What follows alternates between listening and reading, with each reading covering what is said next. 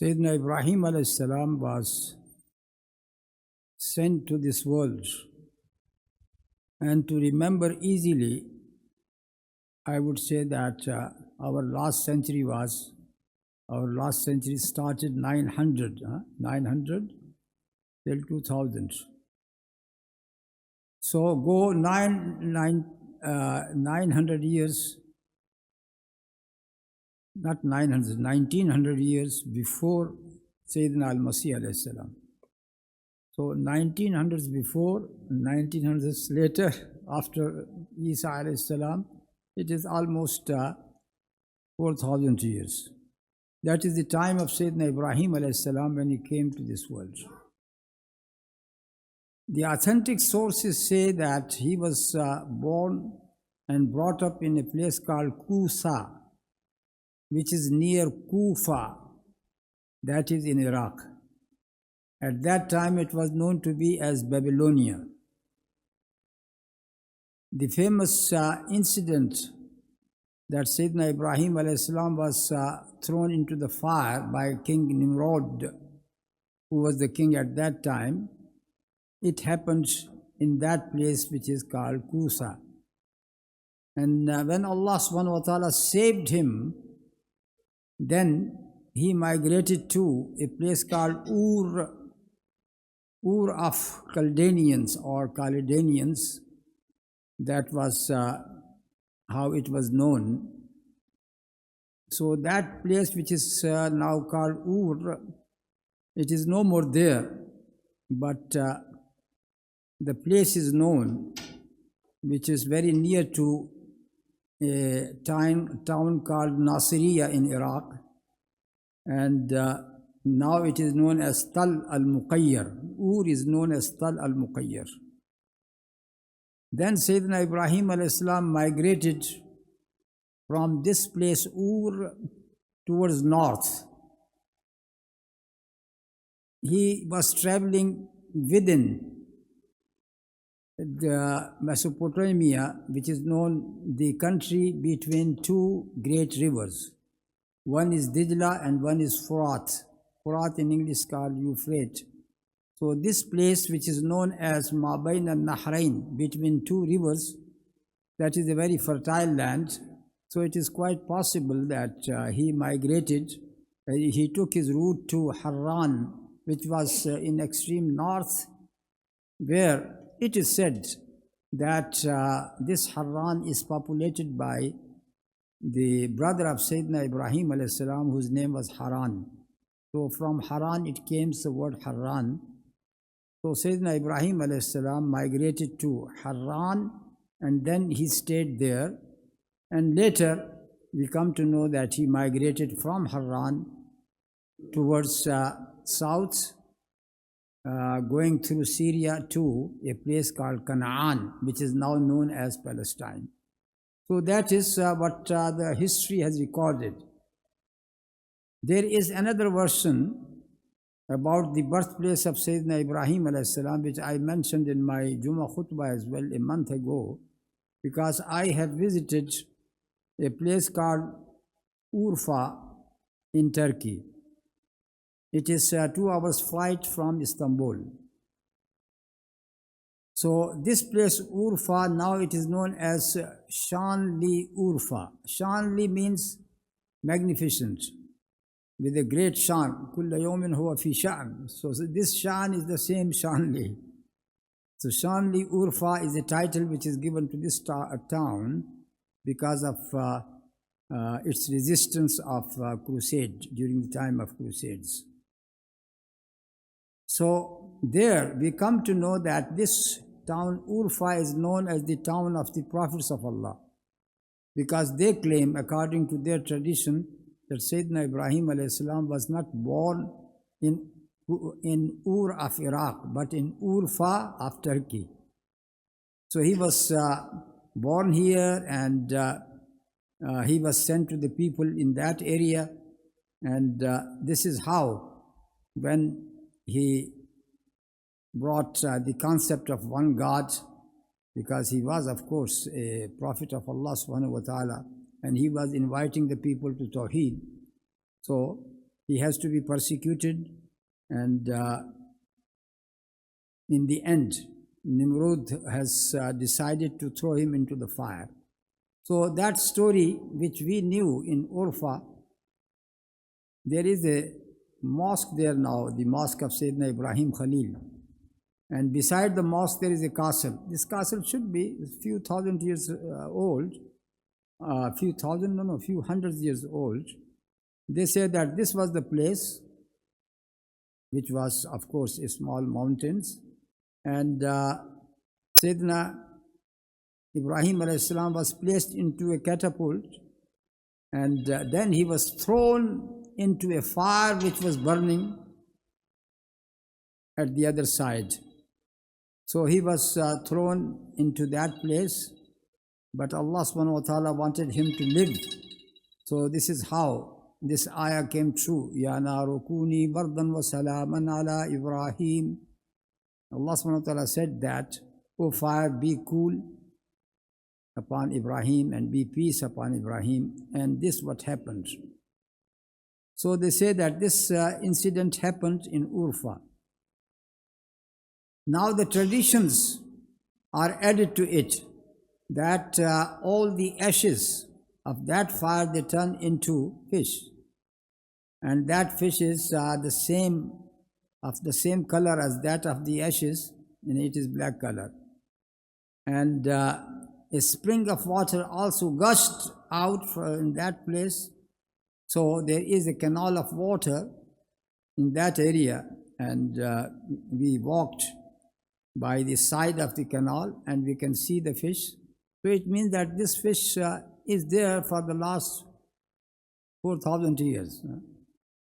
And it has also attracted that it is sacred, so nobody can touch it, nobody can catch it, and nobody can cook it.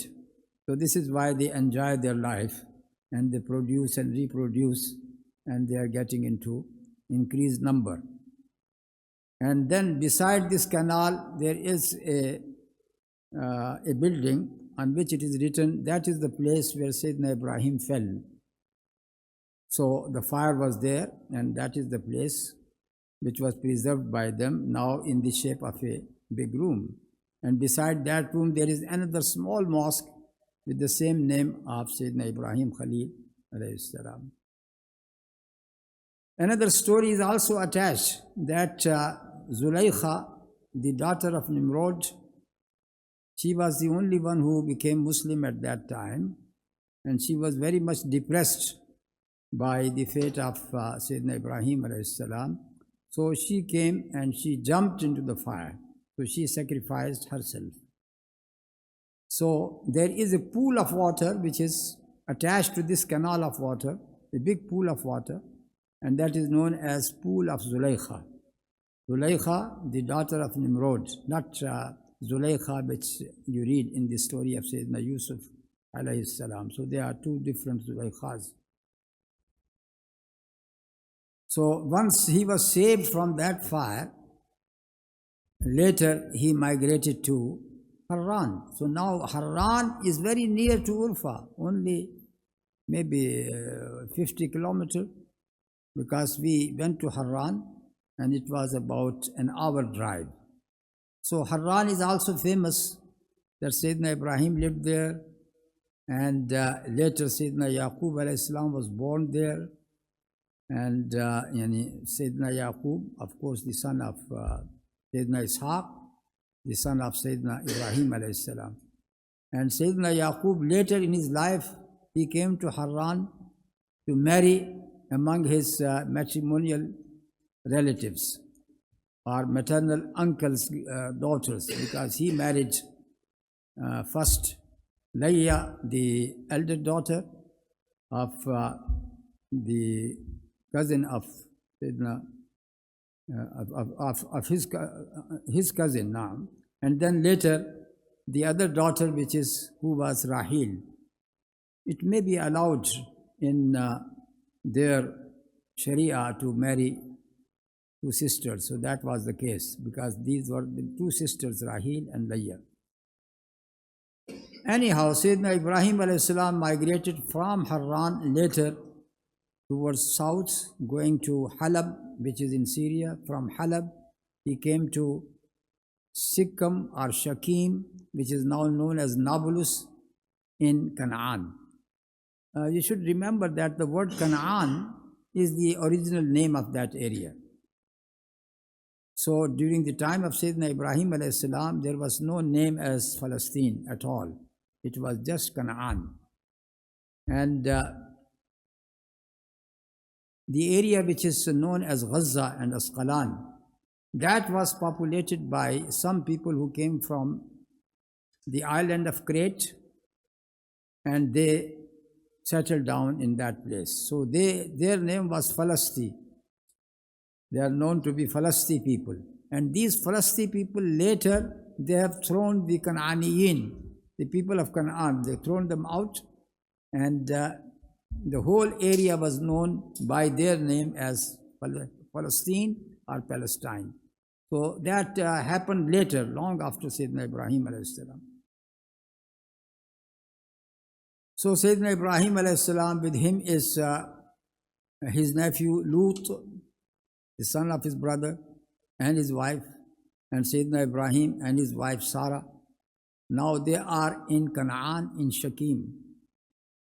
There, because of starvation, they had to migrate once again to Egypt. So this is how they went and they came to Egypt. And we know that what happened to Sarah at that time, because the king in that area in Egypt, that was not the time of Pharaoh or Pharaoh. They would come later. That time, those people who were ruling Egypt, they were known as Hyksos. And Hyksos means the shepherds. The shepherds, they came from Syria. So they were ruling. Their name was not Pharaoh. This is why in the story of Yusuf alayhi salam, when it is mentioned about the king, it never says Pharaoh. It says Al-Aziz. Al-Aziz. It says Al-Malik. But never it says Pharaoh. So anyhow, Sayyidina Ibrahim alayhi salam was with his wife Sarah. Sarah, because she was very attractive to the people, she might have been seen by the courtiers of the king, and they reported to the king about her. Sayyidina Ibrahim alayhi salam was very frightened that if I say that she is my wife, they might kill him to get this woman. So this is why he said to Sarah, we are in a foreign land, so don't say that I am the wife of Ibrahim, just say I am the sister of Ibrahim. So this is how she was taken by the king, but Ibrahim alayhi salam was spared, he was not killed. Now Allah subhanahu wa ta'ala is going to save her. This is what happened. She did wudu, she started praying, and when the king wanted to touch her, his hand was frozen. So he said to Sarah, please pray for me, may Allah subhanahu wa ta'ala cure me. So she prayed, and he was right. But once again he started to touch. He wanted to touch her. Same thing happened 3 times. After the 3rd time, he said to his courtiers, who is this woman? You have brought me a jinn woman? So he said that she seems to be a good lady. And then he said, let her go back to Ibrahim alayhi salam. And then he gifted Sarah with a lot of, you can say, wealth, animal wealth, so many animals, and also some slaves, and a lot of money as well. So Sayyidina Ibrahim alayhi salam got a good amount of wealth because of Sarah. And then he and Lut was also given gifts. So both of them, they came back. When they came back to Palestine or Canaan, the shepherds, their own shepherds are farmers. Lut's farmers and Ibrahim's farmers those who are looking after the animals, they started fighting with each other because of the animals. So Sayyidina Ibrahim said to Lut alayhi salam, it is not good for us to fight each other. You better go from this place to the south or to the north, wherever you go. Sayyidina Lut alayhi salam said, let me go to the south. So he went to a place which is very near to the Dead Sea, which is known as Sodom and Gomorrah. So these two towns were there at that time, and Sayyidina Lut alayhi salam went there and he started his dawah in that area. And Sayyidina Ibrahim alayhi salam remained in Shakim or in Nablus. So now here is one question that in Genesis, the first chapter of Bible, Genesis of the Old Testament, the story of Sayyidina Ibrahim begins from chapter 12 to 24. All 12 chapters about Sayyidina Ibrahim alayhi salam's different journeys. But this incident of Sayyidina Ibrahim, that he was thrown into the fire, it is not there. The first chapter, which is chapter 12, it begins with the journey of Sayyidina Ibrahim alayhi salam to Haran. No mention of this story at all. So one is surprised why this story is not mentioned in the Old Testament. The answer which I found in their sources, they say that it might have Torah, or the scribes of Torah, the writers of Torah may have missed it because it was not very important to them. So this is why they did not mention it. But it was mentioned in Midrash. What is Midrash? Which is Sheen or Seen, Midrash. It is just like Madrassah, Midrash. These are the oral traditions among the Jewish people. So in their oral tradition, they have mentioned this story very briefly. And then there is the other book, which is Talmud of Babylonia. In Talmud, they also mentioned that our father Ibrahim alayhi salam was thrown into the fire by Nimrod, and then he was saved. So there are these two quotations, and because of that, we can say that they don't deny it, but they did not mention it. Sayyidina Ibrahim alayhi salam is mentioned in Quran in 25 surah. 69 verses are devoted to the story of Sayyidina Ibrahim in different ways. And in 2 surah, the Suhaib Ibrahim, the scriptures of Ibrahim are mentioned in Surah Al-Najm and also in Surah Al-Ala in the end. Sayyidina Ibrahim alayhi salam lived for how many years? 175 years. When he came to Haran, at that time, he was around 75. And then he went to Egypt, as we have said, and from Egypt they came back.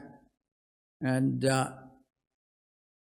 his son Ismail was born of Hajara. Hajara is the daughter of that king of Egypt who wanted to capture Sarah.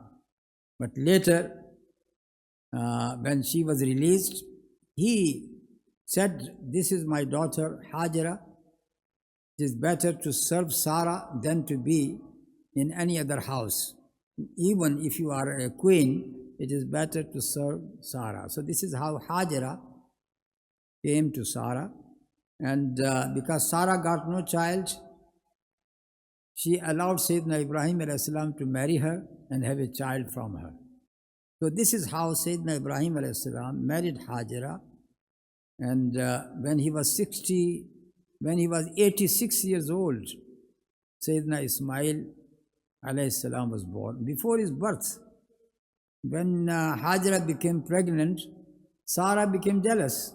Anyhow, she is a human being. She became jealous. I got no son, I got no child, and she is going to have a child. So she said to Sayyidina Ibrahim, take her anywhere. I don't want her here. So this is how Sayyidina Ibrahim alayhi salam took her towards south, a place called, now it is called Beersheba. So in English it is written Beersheba, but in Arabic it is Beer As-Saba. Bir Saba, seven well. It means seven well. There is a story in Tawrat or in Old Testament which gives why this name is given. But anyhow, this Bir Saba is not very far from Jerusalem, around 75 kilometers. And it is 50 kilometers from Rafah, which is the last locality in Gaza towards Egypt. So she came to Bir Saba, and it is said that she gave birth to Sayyidina Ismail there. And it is also said in a way which seemed to be very similar to the narrative of Islamic tradition, that the child or the infant Ismail was left under a bush when Sayyidina Hajara got no water left with her, and she was looking for water. So she said she sat on the mountain looking towards the infant, looking for help. But then the water came out from under the feet of Ismail alayhi salam. So this incident, according to Tawrat, happened in this way at Bir Saba. Now the question comes that our tradition, Islamic tradition, say that this was not the case. Sayyidina Ibrahim alayhi salam has taken Ismail to Makkah. Inni askantu min dhurriyati biwadin ghayri zi zar'in in the Baytik al-Muharram. Rabbana li yuqimu salah. It happened in a valley where there was no plantation at all, and that is the valley of Makkah. So this story has happened in Makkah. Tawrat is totally quiet about this incident of going to Makkah.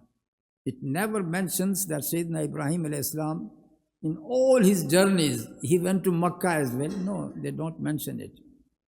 But there are some clues. These clues tell us that they tried to miss this incident, but because of these clues, even now we can understand that the story must have a connection with Makkah, because the word Faran or Paran is there, that she went to the mountain of Faran where she lived in a desert. And Faran, the mountains of Makkah are known as Jibal Faran. So these mountains of Faran, they are the mountains of Makkah, not the mountains of Bir Saba. And also the other story that Sayyidina Ibrahim alayhi salam, when he was asked in his dream to sacrifice his son, that happened in Makkah, and that was about Sayyidina Ismail alayhi salam, not about the other son who was later born to Sarah when our Sayyidina Ibrahim alayhi salam was 99 years old. So the time he was born, when Sayyidina Ismail was born, he was the only son of Sayyidina Ibrahim alayhi salam. And in Bible it says very clearly, take thy son, your only son. Then they added Isaac or Ishaq. Your only son Ishaq. Your only son Ishaq. I asked them this question, that before Ishaq there was the son Ismail, so the only son was Ismail. When Ishaq was born, you can't say that he was the only son. No, there was his brother, elder brother. So it says that here is the interpolation in the Old Testament, that the word Ishaq is given there where it does not belong. It means that it is a later addition. And this story is about Sayyidina Ismail alayhi salam.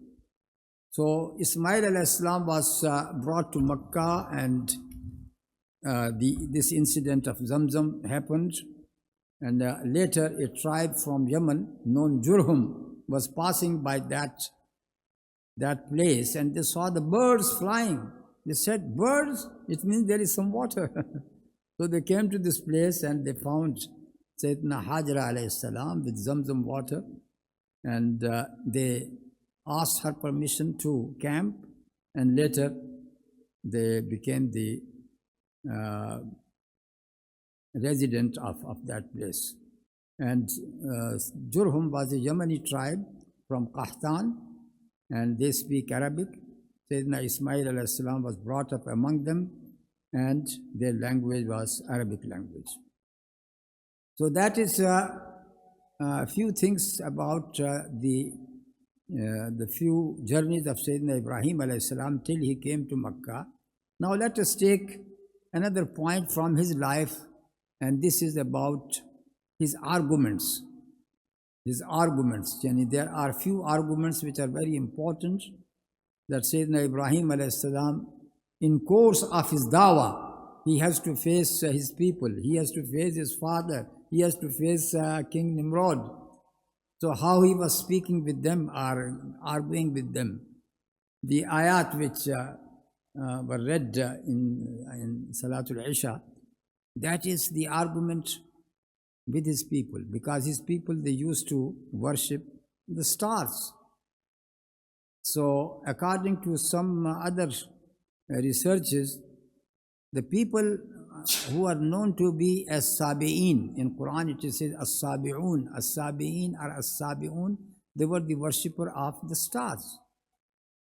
So these were the people during the time of Sayyidina Ibrahim alayhi salam.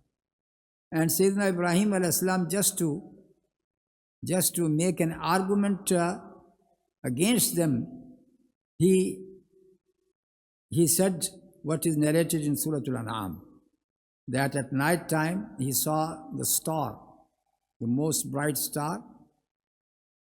He said, oh, after looking at this star, this is my Rabb, because it is very bright. But it sat down. So he said, I don't like those who sat down, because if he is a God, he should not disappear. He should not sit down. It may be next night or the same night that he said the same thing about the moon. Oh, this is my God. This is brighter than the other star. But it also sat down. And then he said, no, this is not my God. And the third night, he says the same thing about the sun. And he says that it is bigger. But it sat down as well. And in the end, he says that, إِنِّي وَجَّهْتُ وَجْهِيَ لِلَّذِي فَطَرَ السَّمَاوَاتِ وَالْأَرْضَ حَنِيفًا وَمَا أَنَا مِنَ الْمُشْرِكِينَ. There he declared that I am Hanif. I am the one who is totally away from all types of shirk, because he is the one who worshipped Allah subhanahu wa ta'ala. So it seems that this is an argument which he wanted to establish to his people. This is why the later ayah in the very same text says, وَتِلْكَ حُجَّتُنَا آتَيْنَاهَا إِبْرَاهِيمَ عَلَىٰ قَوْمِهِ نَرْفَعُ دَرَجَاتٍ مَّن نَشَاءُ. تِلْكَ حُجَّتُنَا, this is our argument which we have given to Ibrahim against his people. That was one thing. And the second thing we can see about the story of his breaking the idols. And he again wanted to make a point. His people said to him that let us go to the festival. Tomorrow is our festival and you should join us. And he said to them, I can't. Why? He said, Inni saqim, I am sick. Now here there is this hadith of Bukhari narrated by Sayyidina Abu Hurairah radiallahu ta'ala anhu, which says that Sayyidina Ibrahim did not say lies except these three lies only.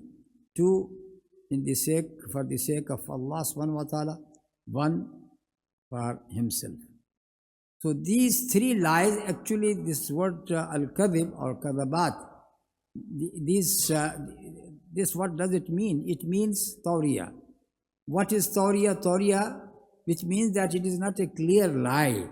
No, it is not a clear lie. It is a word with two meanings. When you say a word with two meanings, you yourself are telling the truth, but the other person would understand something different. So that is called tawriya.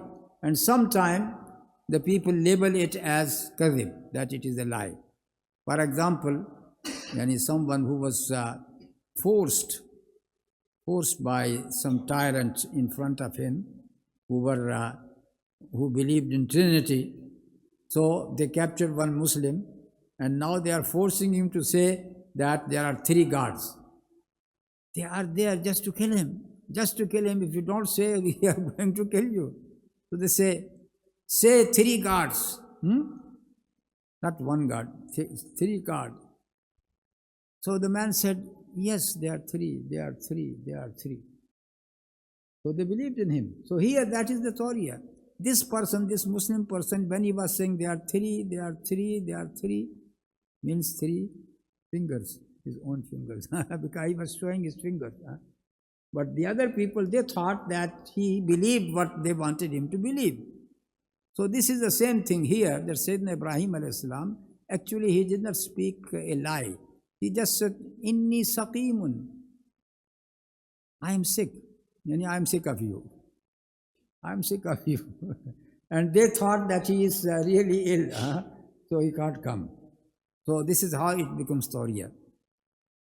And when they all went and he was left alone, then he came to the temple and he has smashed all the idols except for the biggest one. And when they came back and they found out that all the idols are smashed and broken, except for the bigger one, and the axe by which they were broken, it was hanging in his neck. And it was asked, who did it? The king said, who did it? They said, Samina Fatan Yazkuruhum yuqalu lahu Ibrahim. There is only one young man in this town whose name is Ibrahim, who was mentioning something bad about them. So this is how Sayyidina Ibrahim alayhi salam was brought. This story is in Surah Al-Anbiya. And he was asked, and he said, did you do that? Did you break it? And what was his answer? Why you are asking me? I asked this big idol who got the axe. Ask him. Because he got the axe in his neck, so he should answer. So they say, you know that he can't speak.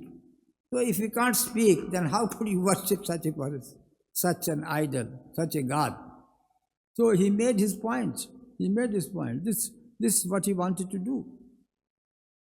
So this is another mujadala, or you can say big argument. And then in Surah Maryam, there is his mujadala or his nasiha, ya abati, lima ta'budu ma la yasma wa la yubsiru wa la yughni anka shay'a. So this mujadala with his father, Azar, was given, and it is very beautiful mujadala, with all adab, discipline. My father, ya abati, 4 times, ya abati, ya abati. But Azar did not accept his plea, and he said that if you don't stop saying bad things about my idols, I am going to stone you. لَأَرْجُمَنَّكَ فَهْجُرْنِي مَلِيًّا. And he said to him, leave me alone, leave me alone. And Sayyidina Ibrahim alayhi salam left him, but he said, سَأَسْتَغْفِرُ لَكَ رَبِّي إِنَّهُ كَانَ بِي حَفِيًّا. I will still ask forgiveness for you, because Allah subhanahu wa ta'ala listens to my pleas, to my du'as. And we know in Surah Al-Mumtahina that Allah subhanahu wa ta'ala said that قَدْ كَانَتْ لَكُمْ أُسْوَةٌ حَسَنَةٌ فِي إِبْرَاهِيمَ وَالَّذِينَ مَعَهُ.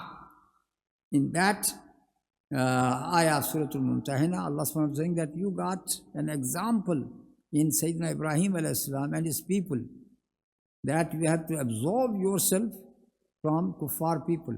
كَفَرْنَا بِكُمْ وَبَدَى بَيْنَنَا وَبَيْنَكُمُ الْعَدَاوَةُ بَالْبَغْضَاءُ أَبَدًا حَتَّى تُؤْمِنُوا بِاللَّهِ وَحْدَهُ.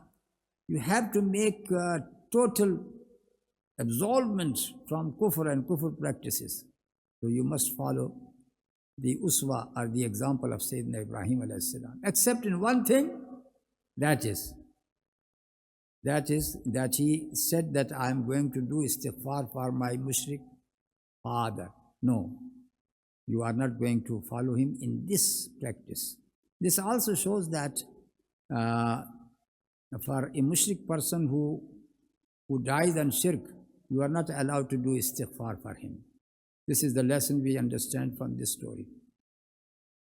And then we got his mujadala with the king Nimrod, which is given in Surah Al-Baqarah. أَلَمْ تَرَ إِلَى الَّذِي حَاجَّ إِبْرَاهِيمَ فِي رَبِّهِ أَنْ آتَاهُ اللَّهُ الْمُلْكَ. That was the argument with Nimrod. When Nimrod Nimrod said that I am the Rabb, I am the Rabb. And Sayyidina Ibrahim said the Rabb is the one who can give life, who can give death. So this person Nimrod, he said that I can do that. Of course, he can't give life to any dead person, but what he did, that a person was in the prison, there was a person who was sentenced to death. He said, this person is sentenced to death and I can forgive him. And the other person was executed. So he said that I can execute as well. So Sayyidina Ibrahim understood that this person is not going to understand in this way. So he said that my Lord brings the sun from the east. So if you are a Lord, then bring him from the west. And this is how he was not able to answer at all. And another mujadala which is given about the people of Lut alayhi salam. When he was in Palestine, and the people of Lut who denied the messages of Sayyidina Lut alayhi salam, and these people, they were of course very vicious people, and their practice is known to the people, which is the best name for that practice is sodomy, because they were coming from Sodom and Amora. So the English word sodomy is the best word to explain their bad practices. In Arabic or in our languages, they say, oh, Luthi. He is a Luthi. That is wrong. Lut alayhi salam. That is the name of Sayyidina Lut alayhi salam. How could you describe their practice of homosexuality as Luthi? This is wrong. So better to use this word sodomy. So these people who were practicing all such vicious things, now it came that Sayyidina Ibrahim alayhi salam was in his house when these angels came, 2 angels or 3 angels, and he prepared food for them, a good feast for them. They did not eat. So the story is well known. So they said that we are heading towards the people of Lut to destroy them because of their evil practices. They went. But Sayyidina Ibrahim ﷺ started pleading to Allah subhanahu wa ta'ala, Ya Allah, Ya Allah, Ya Allah. Are you going to destroy these people? Even if there are 50 believers? If there are 50 believers, are you going to destroy them? And the answer came from Allah subhanahu wa ta'ala, all right. For you, if there are 50 believers, I am not going to destroy them. Sayyidina Ibrahim alayhi salam said, what about if there are only 5 less, 45? Answer came, yes, we are not going to destroy them if there are 45 believers. Then Sayyidina Ibrahim said, oh, if there are just 5 less, just 40, what you are going to do? All right, we are not going to destroy them. Then he came to from 40 to 30, from 30 to 20, from 20 to 10. And Allah subhanahu wa ta'ala said, yes, we are not going to destroy them. In the end, Sayyidina Ibrahim said, what about 10? Yes, if there are 10 believers, we will not destroy them. Sayyidina Ibrahim al-Islam became very satisfied. At least there should be 10 people. This is what he thought. But there were not 10 people. There were just Sayyidina Ibrahim al-Salam and his 2 daughters. Even his wife, her heart was with his people. This is why, with her people, this is why she was destroyed as well. When she looked, when the azab was falling upon them, when they were being thrown with brimstones and fire, she looked at them and then she received a stone as well. So this plea of Sayyidina Ibrahim alayhi salam, Quran in Surah Hud, it only says, Yujadiluna fi qawmi Lut. He started mujadala, argument about the people of Lut alayhi salam. But it does not give mujadala. The whole mujadala is not given in the Quran. This is why we have taken it from the Old Testament. Because there is a mention of this mujadala in Al-Quran, but how it happened, it was explained in Tawrat, so there is nothing wrong to take it. Now the next point, that is about Sayyidina Ibrahim's firm stand upon Tawhid. Very firm stand. إني وجهت وجهي للذي فطر السماوات والأرض حنيفا وما أنا من المشركين. Sayyidina Ibrahim who broke the idols. I was just listening to some dialogues, and a woman from Hindu or who believe in Hindu practices, and they got idols. So she was just saying to a Muslim preacher that I don't like this practice of you people that you want to break the idols. So these idols are very beautifully created. This is just an art. We believe only God, Bhagwan. We believe in Bhagwan, but these just are reminders for us. So why you people just break them? That was her question. She said that I got nothing against the mosque. I go to the mosque and I feel a peace there. I go to the church, I find peace there as well in our Mandir temple. But the main thing is that why you people got no tolerance with our idols? That was her questions. So the answer is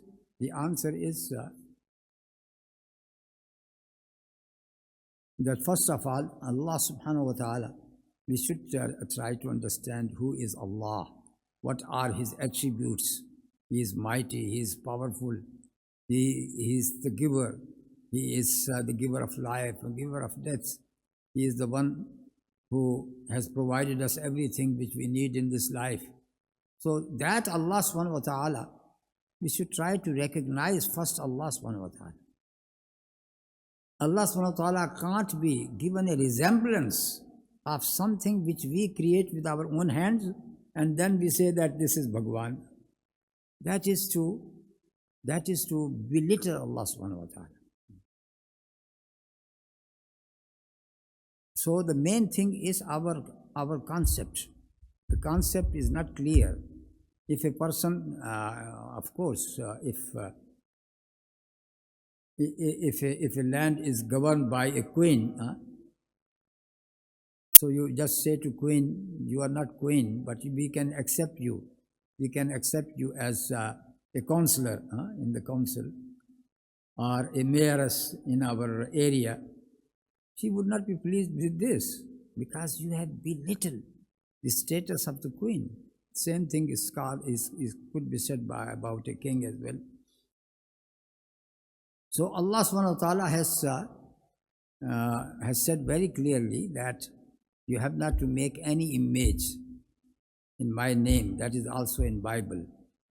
So this is against the wishes of Allah subhanahu wa ta'ala.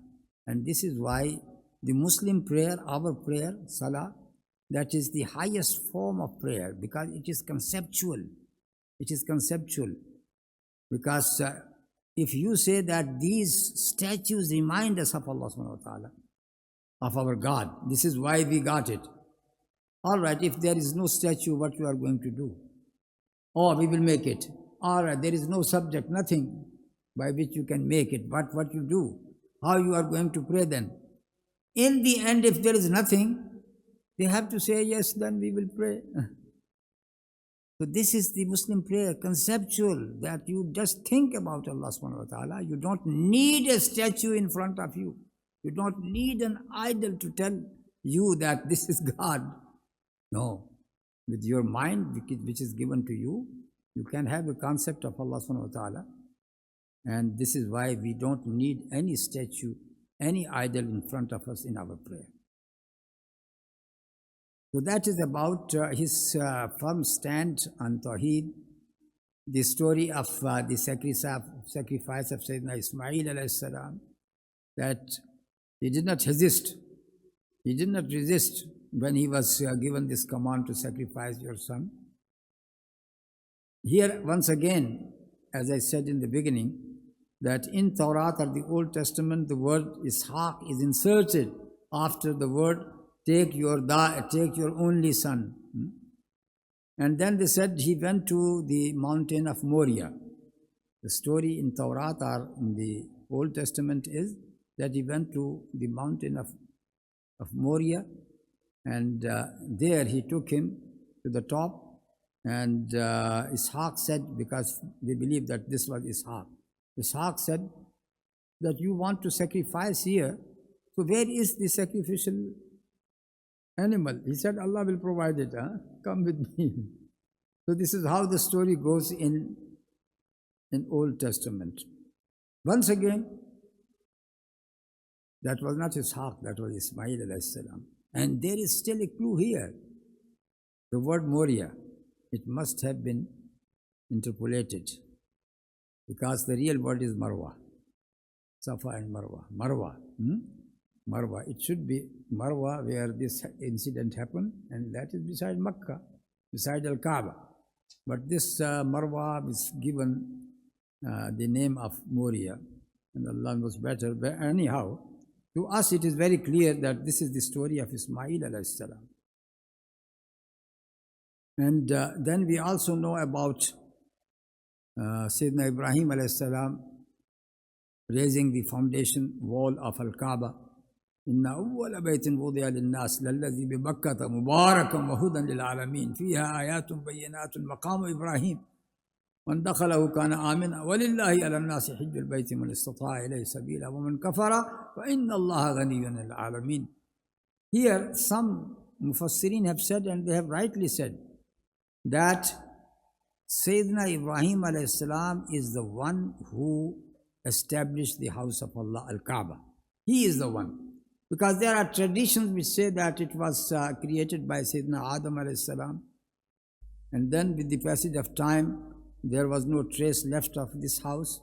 But this saying of Allah in Al-Quran, Inna awwala baytin wudi'a lin-nas lallazi bi Bakkata. Awwala baytin, first house ever to be built for the worship of Allah subhanahu wa ta'ala, that was, which was at Makkah, which is Makkah. So it shows that Sayyidina Ibrahim alayhi salam is the one who have established this house with the assistance of Sayyidina Ismail. وَإِذْ يَرْفَعُ إِبْرَاهِيمُ الْقَوَاعِدَ مِنَ الْبَيْتِ وَإِسْمَاعِيلُ رَبَّنَا تَقَبَّلْ مِنَّا إِنَّكَ أَنْتَ السَّمِيعُ الْعَلِيمُ. So Ibrahim and Ismail, they help each other to raise the foundation walls of Al-Kaaba. There are one incident which is related to Ismail alayhi salam. Sayyidina Ibrahim once came to Makkah when Sayyidina Ismail was not at home. He must have gone for hunting. And for hunting, they may remain the whole day outside the house in the forest. So he met his wife, the first wife, and he asked her one question: how is your life? How is your food? How is your drink? And she said, oh, we are living in a very hard situation, very hard for us. There is no food, no other sustenance. So Sayyidina Ibrahim alayhi salam said, tell your husband just one message. Change the threshold of your house. Just change the threshold of your house. So when Ismail came, she said that an old person had come and he asked me about our life, and then she gave this message. And Sayyidina Ismail alayhi salam said, oh, he must be my father, and he's asking me to divorce you because she is complaining of that life. And then later Sayyidina Ismail alayhi salam married another woman. Once again he came. Same thing happened. How is your life? And she said, Alhamdulillah, we got everything. What is your food? She said, we got meat and water. Meat and water. And Sayyidina Ibrahim alayhi salam said, Allahumma barik lahum fi lahmihim wa ma'ihim. Barik lahum fi lahmi wal ma'. May Allah subhanahu wa ta'ala bless you in your meat, in your water. And said to your husband to make firm the threshold of your house. So when she gave this message to Ismail alayhi salam, he said, yes, that was my father, and he was saying to me that I we live together without any partition at all. Because of the time, let me be very concise now. The next point is about some dua of Sayyidina Ibrahim alayhi salam. The one which is mentioned in Surah Al-Baqarah, وَإِذْ قَالَ إِبْرَاهِيمُ رَبِّ أَرِنِي كَيْفَ تُحْيِي الْمَوْتَى, when he said, "Oh Allah, show me how do you give life to the dead people." Here comes this question. Why Sayyidina Ibrahim alayhi salam asked this question? He was a prophet of Allah subhanahu wa ta'ala, and he is asking Allah subhanahu wa ta'ala to show him how he can give life to the dead. So the answer to that is, there is a very high status of yaqeen. As we know that al-yaqeen, certainty, got three stages. One is ilmul yaqeen, then ainul yaqeen, then haqqul yaqeen. So you could be certain about a thing, but this certainty got some stages in your mind. So if it is said that somebody will say to you about a mango, you might not know about the mango if it is not grown up in your areas, but you just, somebody is telling you that the mango is a very sweet fruit. So that is the knowledge which is given to you, knowledge. And there are so many things we did not see. But when you are told by a trustworthy person, you believe in it. I have told you so many stories about this orfa today. Did you see orfa? No. But you can believe in me that what I am relating to you. So you got the knowledge of orfa. The second thing is, if you see the mango in the market and you were told this is mango, now you got ainul yaqeen. You have seen it with your own eyes. Let alone if you cut it and taste it, and you will find it, the sweetness of this fruit, you will say, "Hada haqqul yaqeen." Haqqul yaqeen. So these are the stages. Sayyidina Ibrahim alayhi salam got the knowledge, he knew that whatever Allah subhanahu wa ta'ala say, that is true. But he wanted to have a very, the highest type of al-yaqeen, which is haqqul yaqeen. And this is why he was shown this practice of Allah subhanahu wa ta'ala. When Allah subhanahu wa ta'ala wanted him to bring 4 birds, cut them into pieces, put them into different mountains, and then ask them to come to you. And with the permission of Allah subhanahu wa ta'ala, these birds came flying towards him. They all became alive. And his dua, when he was raising the foundation of Al-Kaaba, about this ummah, Muslim ummah, رَبَّنَا وَجْعَلْنَا مُسْلِمَيْنِ لَكَ وَمِنْ ذُرِّيَّتِنَا أُمَّةً مُسْلِمَةً لَكَ وَأَرِنَا مَنَاسِكَنَا وَتُبْ عَلَيْنَا إِنَّكَ أَنْتَ التَّوَّابُ الرَّحِيمُ. And then his dua about the Prophet sallallahu alaihi wasallam, رَبَّنَا وَابْعَثْ فِيهِمْ رَسُولًا مِّنْهُمْ يَتْلُو عَلَيْهِمْ آيَاتِكَ وَيُعَلِّمُهُمُ الْكِتَابَ وَالْحِكْمَةَ وَيُزَكِّيهِمْ إِنَّكَ أَنْتَ الْعَزِيزُ الْحَكِيمُ. So he made this dua that, "Oh Allah subhanahu wa ta'ala, send your messenger from among them, from the progeny of Ismail alayhi salam." And this is what happened. Our Prophet sallallahu alaihi wasallam was from the progeny of Sayyidina Ibrahim and then Sayyidina Ismail alayhi salam. So this is how his dua was responded. And it shows that sometime your dua is accepted, but it will take time. So this dua which was made by Sayyidina Ibrahim alayhi salam before our Prophet, 2000 years before our Prophet, it means it took 2000 years for this dua to come true. But Allah subhanahu wa ta'ala did not stop sending the prophets. So this was left to the other son, Ishaq, and his progeny. So the other son Ishaq, his son Yaqub, who is also known as Israel, and his 12 sons, including Yusuf alayhi salam, and they became 12 tribes, and they became Bani Israel. So the prophets came through the line of Isaac, Ishaq, until The last one which have come among Bani Israel was Sayyidina Isa alayhi salam. And then the time was ripe in the knowledge of Allah subhanahu wa ta'ala for the last prophet to come, and that was our Prophet Muhammad sallallahu alayhi wasallam. And he was not a prophet for Bani Israel only, not for Bani Ismail only. لِيَكُونَ لِلْعَالَمِينَ نَذِيرًا, that he becomes a Nazir, a warner for the whole entire mankind. وَمَا أَرْسَلْنَاكَ إِلَّا رَحْمَةً لِلْعَالَمِينَ, we did not send you except a mercy for the whole mankind. And his dua, which is in Surah Al-Mumtahina, أيضا رَبَّنَا لَا تَجْعَلْنَا فِتْنَةً لِلَّذِينَ كَفَرُوا وَاغْفِرْ لَنَا رَبَّنَا إِنَّكَ أَنْتَ الْعَزِيزُ الْحَكِيمُ. O Rabb, don't make us a fitna for kuffar people, for non-believers. What does it mean, fitna? I have explained it in my khutbah as well, in the Jummah khutbah, but let me again say, رَبَّنَا لَا تَجْعَلْنَا فِتْنَةً لِلَّذِينَ كَفَرُوا. Allah, don't make us a fitna, a trial for kuffar people. Maybe two meanings.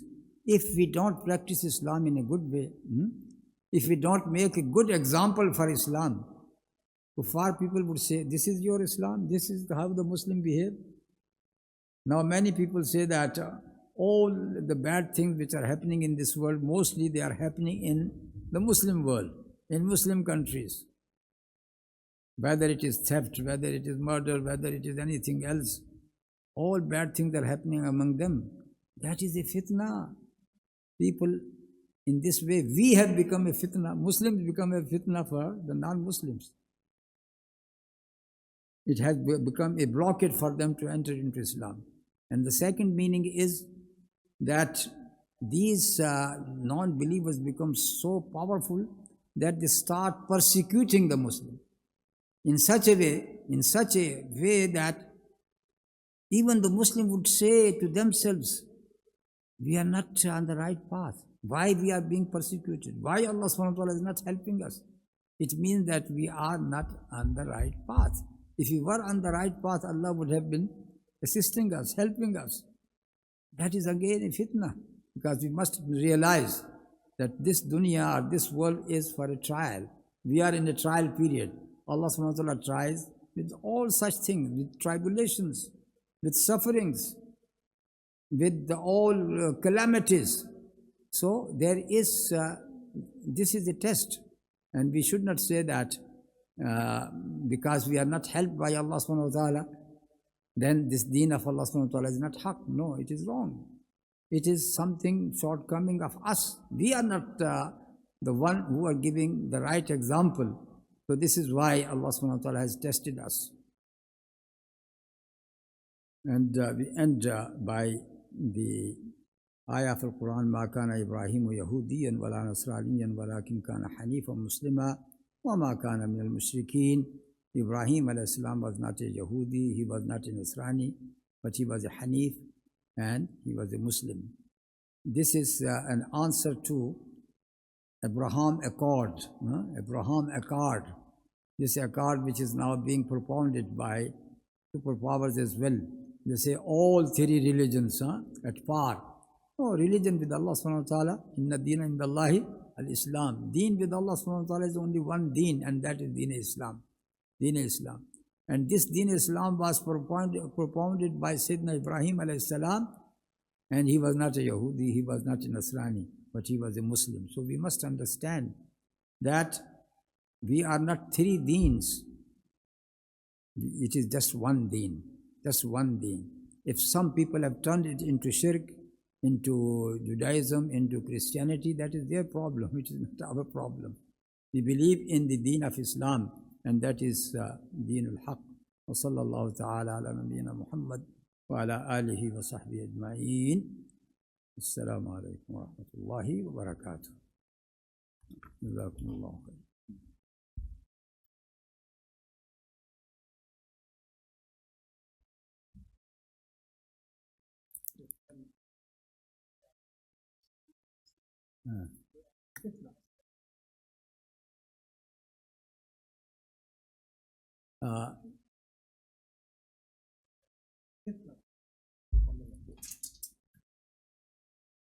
فتنة للذين كفروا Yani, hmm.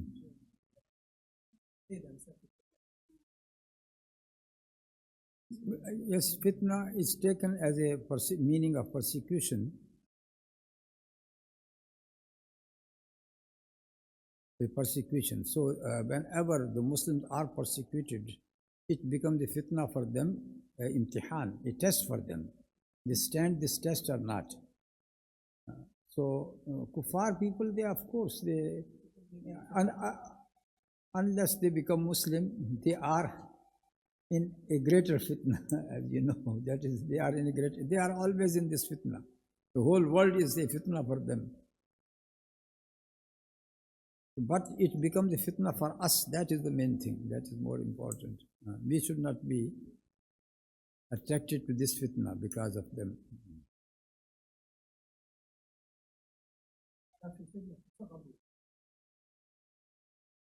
That was, you see, this ayah. No, this ayah, especially in Surah Al-Tawbah, about those people who were left behind the armies which went to Tabuk, only because of the love of this dunya. They said, "Oh, we will come," but they did not come. So it is said about them, "Ala fil fitnati saqati." So this fitna, yani fitna of dunya, in which they have fallen.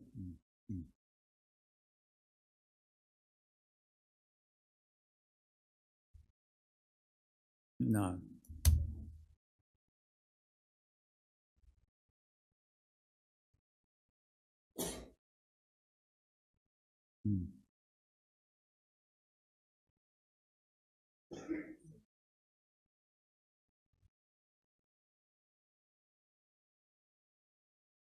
The only thing is that, yes, the house of Allah was there. It was always there, because when Sayyidina Rasulullah was born, it was there. And because of flood, when it was destroyed, then the Mushrikeen people, they built it once again. And Sayyidina Ibrahim, our Prophet, was helping them in bringing the stones. Yes, it was there. So the tradition of Sayyidina Ibrahim al-Islam remained in the people of Arabia. The biggest tradition, or biggest thing which could be seen, was the house of Allah. That was one thing. And the other thing was tawaf. They used to do tawaf. Even Mushrikeen people, in their shirk, they used to do tawaf. And they used to do Hajj as well. No, not very completely, but they used to do Hajj. And another thing which remained among them was circumcision. Circumcision was kept by them. So very few things were left from the tradition of Sayyidina Ibrahim al-Islam, which was still practiced by the polytheists of Makkah.